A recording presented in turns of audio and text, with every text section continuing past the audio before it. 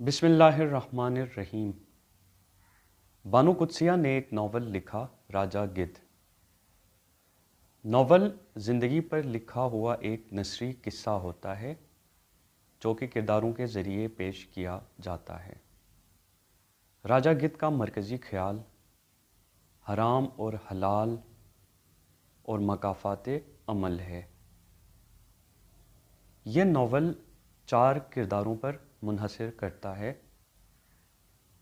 Professor Sohail جو کہ college کے پروفیسر ہیں، اور 3 طالب علم، سیمی، آفتاب اور قیوم۔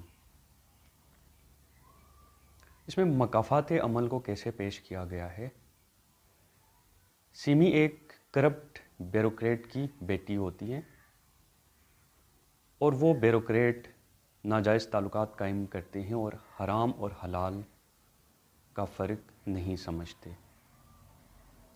سیمی کالج میں آفتاب کے ساتھ تعلقات قائم کرتی ہیں، جبکہ پروفیسر سہیل ان کو بدچلن بنا کر پیش کرتے ہیں، جس پر آفتاب اپنے گھر والوں کی پسند سے کسی اور سے شادی کر لیتے ہیں۔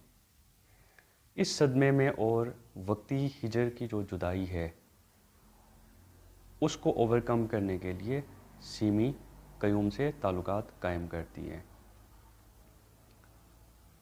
یہ ایک لو ٹرائنگل بنتا ہے اور اس کا نتیجہ یہ نکلتا ہے کہ سیمی بالآخر اس صدمے کو برداشت نہیں کر پاتی اور خودکشی کر لیتی ہیں۔